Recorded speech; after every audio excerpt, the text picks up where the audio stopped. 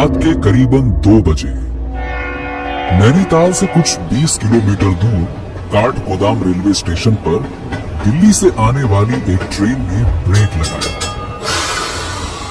शुभम अपने लगेज के साथ ट्रेन से उतरा। उतरते ही उसकी नजरें किसी को ढूंढ रही थी। उसे उम्मीद थी कि प्लेटफॉर्म पर कोई तो उसका इंतजार कर रहा होगा, मगर आसपास सिवाय लैंप पोस्ट की पीली रोशनी और उसकी अपनी काली परछाई के दूर दूर तक कोई नहीं था। चारों ओर सन्नाटा पसरा हुआ था। शुभम ने अपनी नजरें चारों ओर घुमाई। ये दोपहर को ही तो केयर टेकर से बात हुई थी। उसने कहा था कि वो 2 बजे प्लेटफॉर्म पर ही रहेगा, लेकिन यहां तो दूर दूर तक कोई भी नहीं है। उसे फोन लगाता हूं। यार ये क्या मुसीबत है। इस सुनसान जगह में मैं अकेला करूं तो करूं क्या।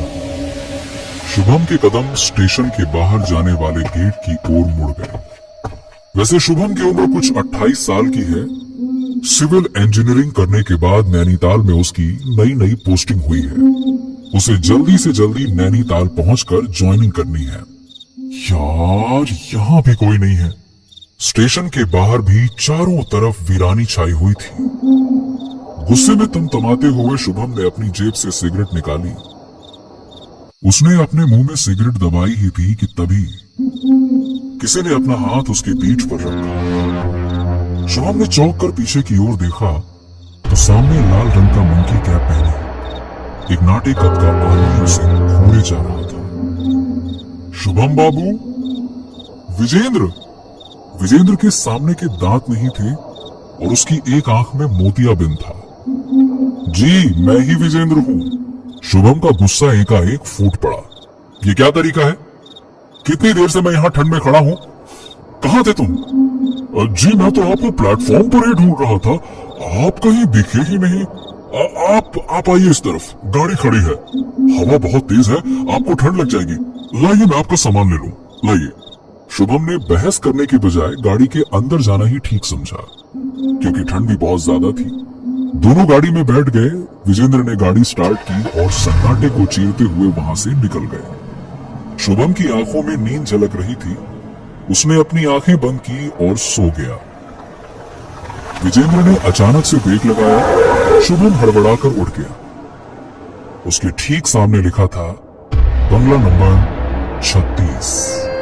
बंगले की दीवारों पर कालिख जमी हुई थी। वहां 3-4 बंगले और भी थे, पर ऐसा लग रहा था कि मानो सभी बरसों से बंद पड़े हों। दोनों गाड़ी के बाहर निकले। हाँ तो यही है तुम्हारा गेस्ट हाउस? जी बाबूजी, पर मैं तो बस केयर टेकर हूँ, मालिक तो कोई और ही है। अच्छा, वैसे देखने में तो ये कोई भूत बंगला लग रहा है।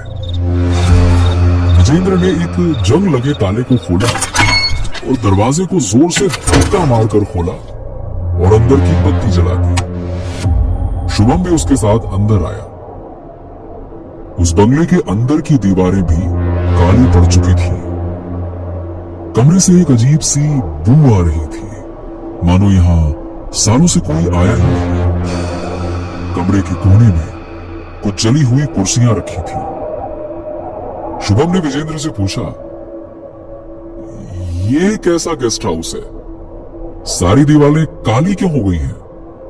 बाबूजी, कई साल पहले यहां आग लग गई थी, सब कुछ जलकर खाक हो गया था।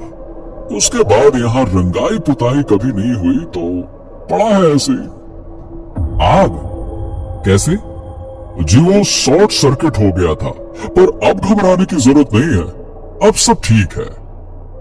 शुभम काफी थक चुका था, तो वो अपने सामने पड़ी आराम कुर्सी पर बैठ गया। शुभम ने अपनी आंखें थोड़ी देर के लिए बंद की ही थी कि अचानक से खड़ की आवाज आई और बिजली गुल हो गई। कमरे के चारों तरफ अंधेरा फैल गया। शुभम घबराकर उठा। ये क्या हुआ? बिजली कैसे चली गई? जी लगता है फ्यूज उड़ गया है, मैं अभी ठीक कर देता हूं। विजेंद्र ने अपनी टॉर्च जलाई और बाहर फ्यूज ठीक करने चला गया। शुभम के ठीक पीछे लकड़ी का एक दरवाजा था। उस दरवाजे के अंदर से किसी के दस्तक देने की आवाज आई। शुभम अपने पीछे की ओर मुड़ा, मगर उस घुप अंधेरे में उसे कुछ भी दिखाई नहीं दे रहा था। अचानक दरवाजे पर ठकठकाने की आवाज तेज होने लगी, जैसे दरवाजे की उस तरफ कोई है। शुभम ने अपने मोबाइल का फ्लैश ऑन किया और उस दरवाजे की ओर बढ़ने लगा। जैसे ही शुभम दरवाजे के करीब पहुंचा, ठक-ठक की आवाज अचानक से बंद हो गई। उसने धीरे से दरवाजा खोला और अंदर की ओर देखा। अंदर कमरे में दीवारों पर जली हुई पेंटिंग्स के अलावा कुछ भी नहीं था। शुभम ने राहत की सांस ली और दरवाजा बंद करके वापस जाने के लिए मुड़ा, और तभी एक हवा का झोंका शुभम के कान से टकराया और काला साया तेजी से उसके शरीर से आर पार होकर सीधा कमरे की दीवार में घुस गया। शुभम के हाथ से मोबाइल छूटकर फर्श पर गिर गया। उसके दिल की धड़कनें तेज हो गईं और डर के मारे उसके मुंह से एक हल्की सी चीख निकल गई। इससे पहले कि वो कुछ समझ पाता, फिर से जोर से खट की आवाज आई और बंगले में बिजली वापस आ गई। शुभम को कुछ समझ नहीं आया कि उसके साथ अचानक से ये क्या हो गया था। क्या ये उसका भ्रम था या वाकई में उसके कमरे में कोई था? शुभम बाबू, अब आप निश्चिंत हो जाइए, मैंने फ्यूज ठीक कर दिया है, अब कोई दिक्कत नहीं होगी। विजेंद्र ने शुभम के चेहरे पर एक डर महसूस किया। क्या हुआ शुभम बाबू, कोई परेशानी? शुभम अब भी शौक में था। हाँ, नहीं कुछ भी नहीं। सुनो, कल मुझे 10 बजे ऑफिस में रिपोर्ट करना है। आज की तरह कल लेट मत होना, ठीक है? टाइम पे आना। विजेंद्र ने अपने चेहरे से मंकी कैप हटाया। शुभम उसकी सफेद दाढ़ी देखकर चौंक गया। विजेंद्र की उम्र लगभग 70 साल की होगी। जी आप बिल्कुल घबराइए मत, मेरा घर पास में ही है, मैं कल 9 बजते ही आ जाऊंगा, आप तैयार रहना। तुम, मेरा मतलब आप तो काफी बुजुर्ग हैं, विजेंद्र ने मुस्कुराते हुए कहा। जी, थोड़ा बूढ़ा जरूर हो गया हूं, पर शरीर से लाचार नहीं हूं। अच्छा, मैं चलता हूं, आपका कमरा उस तरफ है, मैंने बिस्तर लगा दिया है, अब आप आराम करिए, सो जाइए। विजेंद्र वहां से चला गया। शुभम अपने कमरे की ओर बढ़ा। अपना बिस्तर देखते ही उसे जोर से नींद आने लगी। उसने एक लंबी सी जम्हाई ली और रजाई तान के सो गया। रात के करीबन 3 बज चुके थे। हवा की खोखली सी आवाज गूंज रही थी कि तभी रुई के सफेद गोले की तरह बर्फ के छोटे छोटे टुकड़े आसमान से बरसने लगे। गेस्ट हाउस की काली पड़ चुकी दीवारें अब धीरे धीरे सफेद हो रही थी। इधर शुभम अपने कमरे में घोड़े बेचकर सो रहा था कि ठीक उसी वक्त ऊपर के कमरे से एक जोर की आवाज आने लगी, जैसे कोई किसी चीज को बार बार फर्श पर पटक रहा हो। शुभम की नींद टूट गई और उसने ऊपर की ओर देखा। उसे विजेंद्र की बात याद आई और शुभम ने सोचा कि जरूर ये आवाज हवा की वजह से आ रही होगी, और वो वापस से मुंह ढककर सो गया। लेकिन कुछ सेकंड्स के बाद ऐसा लग रहा था कि मानो ऊपर कोई तेजी से दौड़ रहा हो, और फिर एकाएक आवाजें आनी बंद हो गई और एक लंबी चुप्पी के बाद बेहद जोर से शीशे के फूटने की आवाज आई, और ये सुनकर शुभम एकदम से बैठ गई। ये आवाज हवा की वजह से हो सकती है। तभी एक दूसरा शीशा फटा।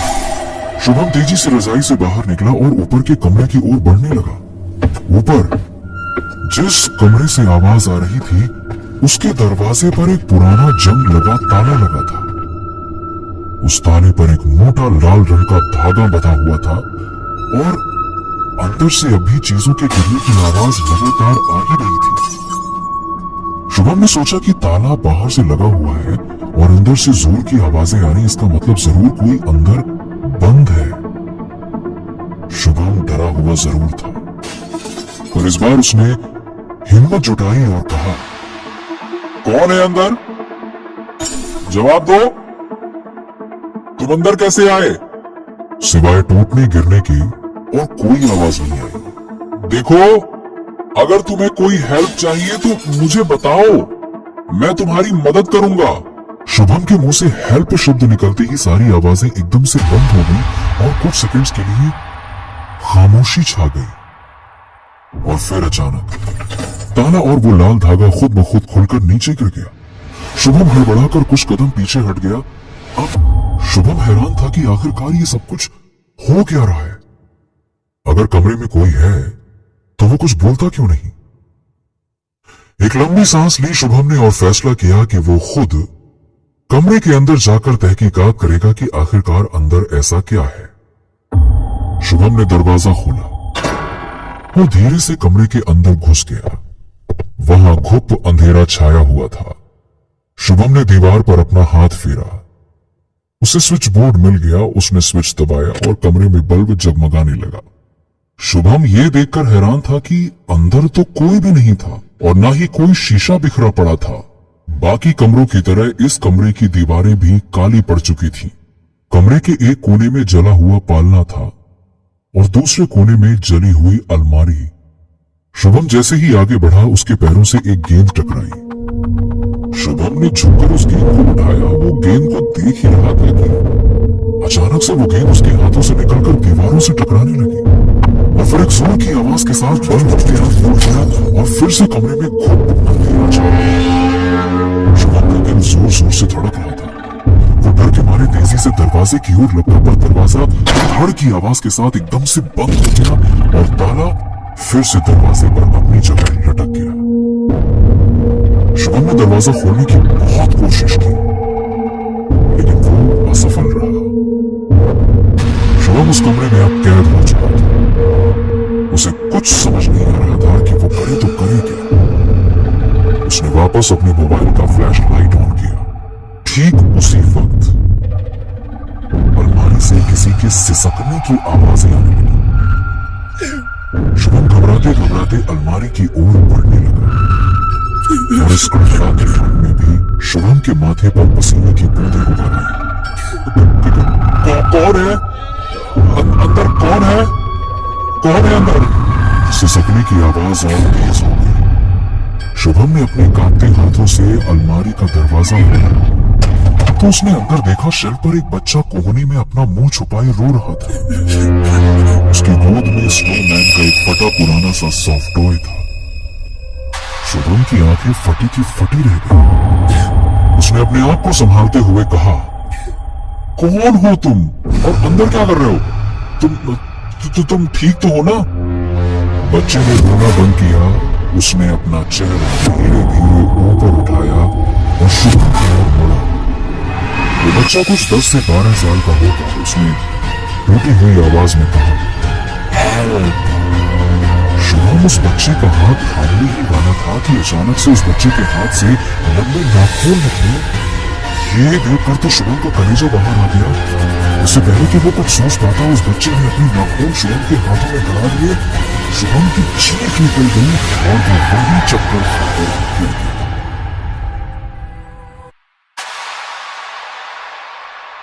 शुभम बाबू, दरवाजा खोलिए, 9 बज गए हैं। शुभम बाबू, शुभम बाबू, 9 बज गए। काफी देर तक दरवाजा पीटने के बाद भी जब शुभम ने दरवाजा नहीं खोला तब विजेंद्र ने मोबाइल से शुभम को फोन करने की कोशिश की, पर शुभम का फोन बंद था। विजेंद्र थोड़ा घबराया। उसने अपनी गाड़ी से लोहे की एक रॉड निकाली और खिड़की का शीशा तोड़कर कमरे में दाखिल हो गया। विजेंद्र तुरंत सबसे पहले शुभम के कमरे में गया, पर शुभम तो वहां मौजूद था ही नहीं।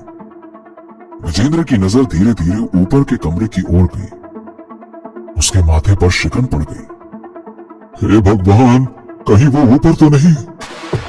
विजेंद्र तेजी से ऊपर के कमरे की ओर दौड़ा। ऊपर पहुंचते ही उसकी नजर सबसे पहले कमरे के दरवाजे पर गई। ताला तो पहले की तरह लगा हुआ था, लेकिन वो लाल धागा नीचे जमीन पर गिरा पड़ा था। ये देख विजेंद्र ने अपना सर पीट लिया। सब कैसे हो गया? अब क्या करूं, किससे मदद मांगू? विजेंद्र बहुत घबराया हुआ था। कुछ देर के लिए उसके दिमाग ने काम करना ही बंद कर दिया, पर अचानक से उसे कुछ याद आया। उसने तुरंत अपना मोबाइल निकाला और एक नंबर डायल किया। कौन? हेलो, देव कश्यप?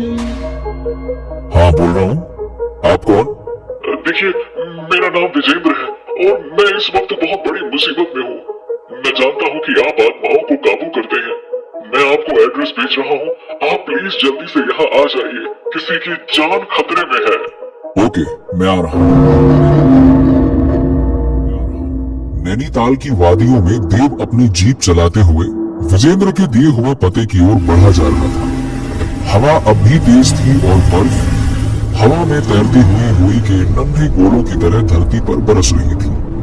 देव दरअसल फॉरेस्ट डिपार्टमेंट में एक रेंजर है और चंद महीने पहले ही उसे फील्ड वर्क से हटाकर एक सरकारी बाबू की तरह कागज रंगने का काम थमा दिया गया। वैसे इसकी वजह बड़ी दिलचस्प थी। देव जो है वो पक्षियों और जानवरों से बात कर सकता था और उनकी भाषा समझ सकता था, लेकिन ऑफिस के बाकी लोग ऐसा नहीं समझते थे। उन्हें लगता था कि देव की मानसिक हालत ठीक नहीं है, पर हकीकत कुछ और थी। देव जीप से बाहर निकला और अपना चश्मा उतारकर बंगले की ओर देखने लगा। कहीं ना कहीं उसका दिल कह रहा था कि यहाँ कुछ तो गड़बड़ है। वो बंगले के दरवाजे की ओर बढ़ा। इससे पहले कि वो दरवाजा खटखटाता, विजेंद्र ने दरवाजा खोल दिया। देव बाबू? जी हाँ, आपने ही मुझे बुलाया था ना? कहिए, क्या बात है? आप अंदर आइए, मैं सब बताता हूँ। मैं आपको सीधी बात बताता हूँ देव साहब। देखिए, बात ऐसी है कि इस बंगले में हर क्रिसमस के ठीक एक दिन पहले की शाम को कुछ अजीब सा होता है। वो जो ऊपर का कमरा है ना, वहां से अजीब तरह की आवाजें आती है। अजीब सी आवाजें? जैसे कोई अंदर कूद रहा हो, चीजें फेंक रहा हो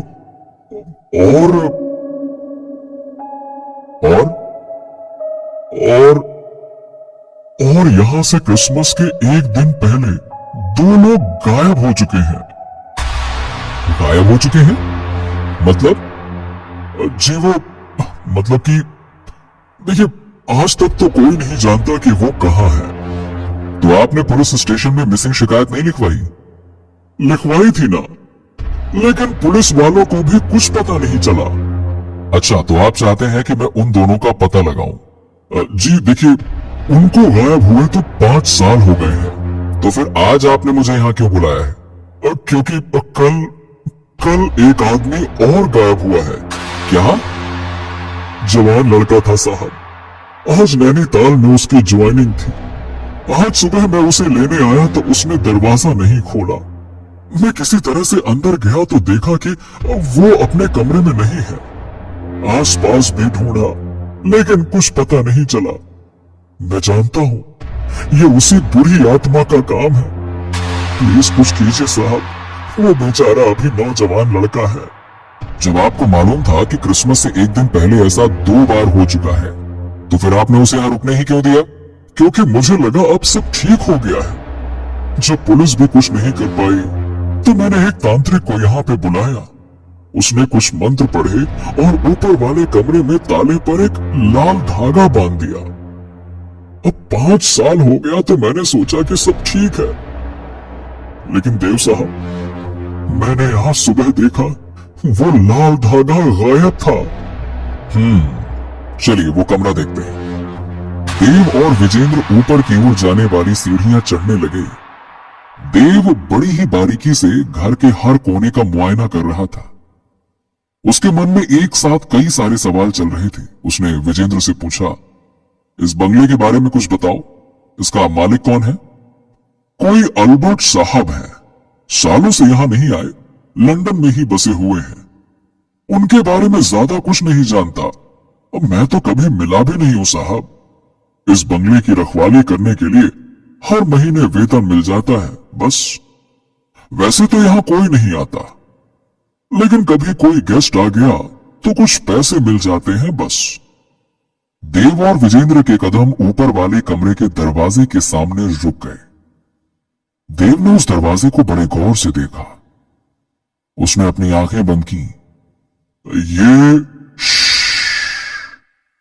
देव अपनी आंखें बंद करके ध्यान लगा रहा था और कुछ ही सेकंड्स के बाद उसने अपनी आंखें खोली और अपने बेहद खास फैंटम कॉर्ड से बने लॉकेट को गले से निकाला। और ये कोई मामूली पत्थर नहीं था, बल्कि इसमें एक दिव्य शक्ति थी। देव ने उस लॉकेट को दरवाजे पर रखा और पत्थर खुद बहुत चमकने लगा। विजेंद्र ये देखकर हैरान था, उसकी समझ में कुछ भी नहीं आया। ये ताला तोड़ दूं साहब? नहीं नहीं नहीं, उसकी कोई जरूरत नहीं है। विजेंद्र साहब, आज मैं यहीं रुकूंगा। आप घर जाइए और बेफिक्र होकर आराम कीजिए। विजेंद्र कुछ देर तक सोचता रहा। न जाने क्यों उसे यकीन था कि देव कुछ न कुछ जरूर करेगा और शुभम को ढूंढ निकालेगा। ठीक है, जैसा आप मुनासिब समझे। मैं जाता हूं, कल सुबह आऊंगा। विजेंद्र वहां से चला गया और देव ने अपना लॉकेट वापस पहन लिया। देव जानता था कि आज रात में उसका किसी न किसी के साथ तो सामना होने वाला है।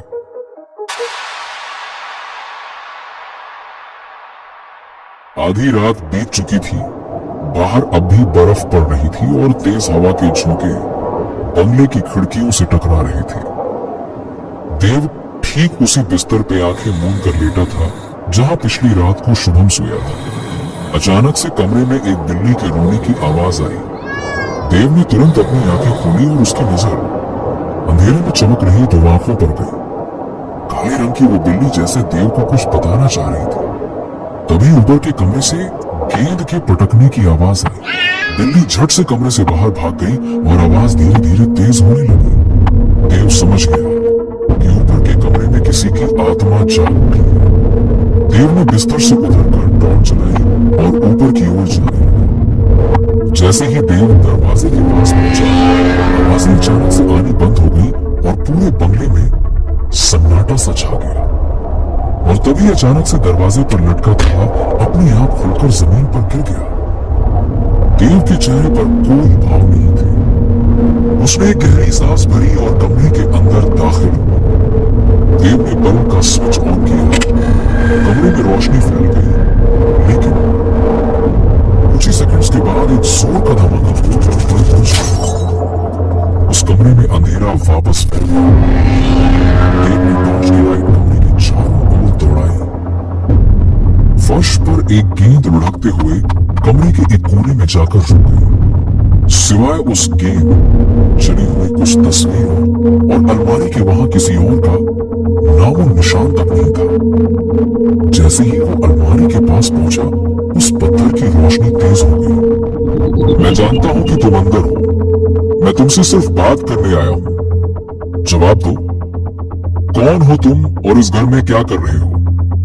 किसी की कोई आवाज नहीं आई। देव समझ गया कि उसका सामना एक जिद्दी आत्मा के साथ हो रहा है। और ठीक उसी वक्त फर्श में पड़ी गेंद हवा में उछली और हवा में ही रुक गई। हवा में रुकी गेंद अचानक से हरकत में आई और सीधा देव के माथे से जोर से टकराई। देव इसके लिए बिल्कुल तैयार नहीं था। वो जमीन पर लड़खड़ा कर गिर गया। उसने चिल्लाकर कहा, देखो, मैं तुम्हें कोई नुकसान नहीं पहुंचाऊंगा। मेरे सामने आ जाओ। देव के ऐसा बोलते ही अलमारी का दरवाजा झटके के साथ खुला और उस बच्चे की आत्मा छलांग मारते हुए दीवार पर चिपक गई। देव उस आत्मा को देखकर हैरान हो गया, क्योंकि वो आत्मा एक बच्चे की आत्मा थी। देव के माथे पर पसीने की कुछ बूंदें पड़ गई। उसने अपने आप को संभाला और उठकर खड़ा हो गया।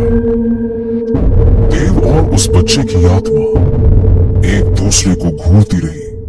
देव ने उस आत्मा से कहा, देखो, मैं नहीं जानता कि तुम कौन हो, लेकिन इतना बता सकता हूं कि मैं तुम्हारा बुरा नहीं चाहता। मुझसे बात करो। कौन हो तुम और इस घर में क्यों भटक रहे हो? बच्चे की आत्मा की गुर्राने की आवाज आई। वो दीवार पर घूमता हुआ देव के चारों ओर थोड़ी देर गोल गोल घूमने के बाद वो आत्मा रुक गई। उसकी आंखें लाल हो गई। अचानक से उसके दांत और नाखून तेज हो गए। उसने देव के ऊपर बड़ी फुर्ती के साथ चलाने लगी और देव के कानों पर पंजा भी मारा।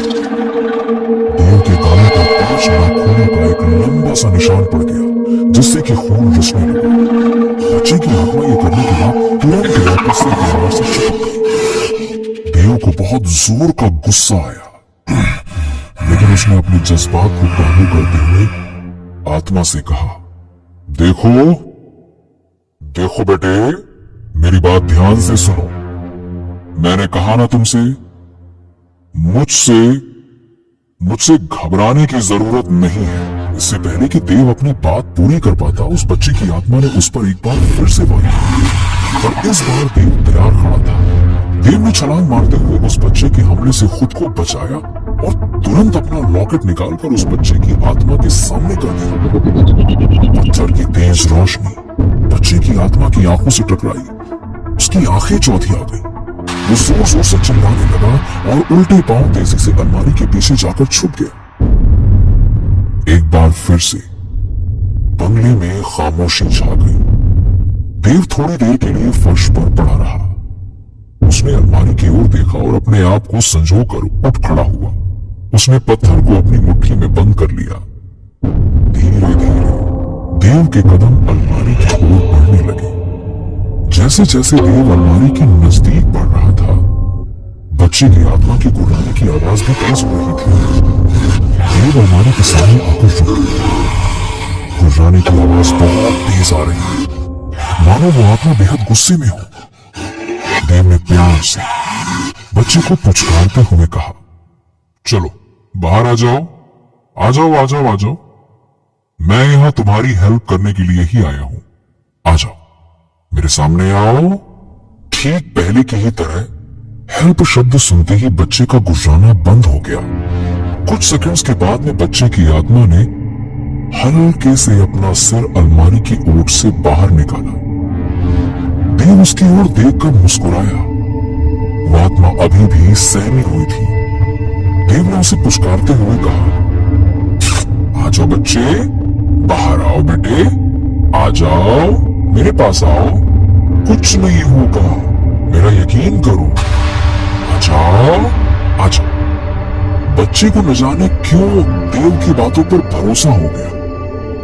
कुछ सोचने के बाद वो देव के सामने आकर खड़ा हो गया। देव को जैसे इसी मौके की तलाश थी। उसने झट से पत्थर बाहर निकाला और पेंडुलम की तरह उसके सामने झुलाने लगा। इससे पहले कि वो आत्मा कुछ कर पाती, पत्थर के सामने आते ही जैसे उस पर कुछ जादू सा हो गया। बच्चे की आत्मा सम्मोहित हो चुकी थी। देव ने उस बच्चे की आत्मा को अपने वश में कर लिया। देव ने उसकी आंखों में आंखें डालकर कहा, मेरे साथ आओ। कमरे के बीचों बीच देव रुका और वो आत्मा भी। देव ने आत्मा से कहा, अपने बारे में बताओ, कौन हो तुम और इस घर से तुम्हारा क्या वास्ता है? कुछ देर की खामोशी के बाद बच्चे की आत्मा ने बोलना शुरू किया। मेरा नाम स्टीफन जेवियर है। आज से ठीक 10 साल पहले मेरी मौत इसी बंगले में हुई थी, जब मैं 12 साल का था। उस समय मैं, मेरी माँ वेरोनिका और मेरे डैड अल्बर्ट एक साथ इसी घर में रहते थे। डैड मेरे बिजनेसमैन थे और हमेशा अपने काम में व्यस्त रहते थे। माँ हमेशा शराब के नशे में चूर रहती थी। मेरे लिए किसी के पास समय ही नहीं था। फिर भी सब कुछ ठीक ठाक चल रहा था। फिर अचानक एक दिन डैड एक दूसरी आंटी को घर ले आए। उस दिन घर में बहुत झगड़ा हुआ। डैड डिवोर्स चाहते थे माँ से और माँ शराब के नशे में बस एक ही बात चिल्लाती रही, आई विल किल यू, मैं सबको मार डालूंगी। उस रात के बाद से माँ का व्यवहार बहुत अजीब सा होने लगा। उनका नशा करना बढ़ता गया, चिड़चिड़ापन भी बढ़ गया। नशे में वो चीजें फेंकने लगी और मेरी माँ को लगता था कि उनकी जिंदगी में जो कुछ भी बुरा हो रहा है उसकी वजह मैं हूँ। मुझे उनकी बातें बहुत बुरी लगती थी, पर अकेले रोने के अलावा मैं और कर ही क्या सकता था। मेरी मदद करने वाला तो कोई नहीं था ना। फिर क्रिसमस ईव आया। उस शाम को डैड घर आए। उन्होंने बहुत सारा पैसा माँ की ओर फेंका और कहा कि उन्होंने अपना सारा बिजनेस बेच दिया है और अब वो हमेशा के लिए लंदन जा रहे हैं। माँ चिल्लाती रही पर उन्होंने एक ना सुनी। वो वहां से चले गए। जाते हुए उन्होंने मेरी ओर देखा भी नहीं। माँ पागल हो चुकी थी। मैं उसके पास आया तो उन्होंने मुझे जोर से थप्पड़ मारा और धक्का देते हुए कहा कि मैं उनकी नजरों के सामने से दूर हो जाऊं। मैं भागकर अपने कमरे में आया और जोर जोर से रोने लगा। थोड़ी देर के बाद कार के स्टार्ट होने की आवाज आई। मैं भागकर खिड़की की ओर गया तो देखा कि माँ दूसरी कार चलाकर कहीं निकल गई। मैं दौड़कर नीचे आया तो देखा कि घर में आग लग चुकी थी। चारों ओर केरोसिन की गंध फैली हुई थी। मैंने दरवाजा खोलने की खूब कोशिश की लेकिन वो दरवाजा बहुत तेज से बंद था। कुछ देर के लिए मुझे यकीन नहीं हुआ कि मेरी माँ मेरे साथ ऐसा कर सकती थी। आग तेजी से फैलने लगी। मैंने अपनी जान बचाने के लिए बेसमेंट की ओर गया लेकिन तब तक बहुत देर हो चुकी थी। घर में जोर का धमाका हुआ। उसका सिलेंडर फट गया और आग और भयानक हो गई। मैं बहुत चिल्लाता रहा, हेल्प हेल्प हेल्प। पर दूर दूर तक किसी ने मेरी आवाज नहीं सुनी। कोई नहीं था बचाने वाला। आखिर में मैं उसी बेसमेंट में जलकर मर गया। उस शाम को मेरी माँ का भी एक्सीडेंट हुआ और वो भी घाटी में गिरकर मर गए। देव की आंखें नम हो चुकी थी। उस नन्हे से मासूम ने अपनी छोटी सी जिंदगी में क्या क्या नहीं झेला था। वो समझ भी नहीं पा रहा था कि उस बच्चे की जिंदगी कितनी दर्दनाक थी, उसकी मौत से भी ज्यादा। बच्चे की आत्मा ने देव की ओर देखा और रूंधे हुए गले से बोला, आखिर मेरा कसूर क्या था? देव के पास कोई जवाब नहीं था, पर फिर भी उसने कहा, तुम्हारे साथ जो हुआ मैं उसकी कल्पना भी नहीं कर सकता। बस इतना कहूंगा कि अब तुम्हें दूसरी दुनिया में चले जाना चाहिए। तुम्हें इस दुनिया से मुक्ति चाहिए। मैं तुम्हें मुक्ति दूंगा। बच्चे की आत्मा की आंखों में उम्मीद भर आई। उसने कहा, ऐसा हो सकता है? बिल्कुल, लेकिन उससे पहले तुम्हें मुझे ये बताना होगा कि वो लड़का कल से कहाँ गायब है। वो नीचे उसी बेसमेंट में है जहां मेरी मौत हुई थी। और बाकी के दो? वो भी वही है, लेकिन वो अब जिंदा नहीं है। तो तुमने विजेंद्र को क्यों छोड़ दिया? बच्चे ने बेहद मासूमियत के साथ कहा, क्योंकि उसकी सफेद दाढ़ी को देखकर मुझे सेंटा क्लॉज की याद आती थी। देव मुस्कुरा उठा। देव बेसमेंट के अंदर गया तो उसे वहां 3 नर कंकाल मिले। उनमें से एक उस बच्चे का था। शुभम भी वहीं बेहोश पड़ा था। देव ने तुरंत उसकी नब्ज टटोली। वो अभी भी चल रही थी। देव ने राहत की सांस ली। देव और विजेंद्र ने बाहर बर्फ पर 3 कब्रें खोदी। एक पादरी उनके पास खड़ा चैंट कर रहा था। जैसे ही पादरी ने चैंट करना बंद किया, देव को महसूस हुआ कि स्टीफन की कब्र से जगमगाते हुए जुगनुओं की तरह रोशनी आसमान की ओर उठ रही थी। देव ने हल्की मुस्कान के साथ कहा, rest in peace my child, rest in peace.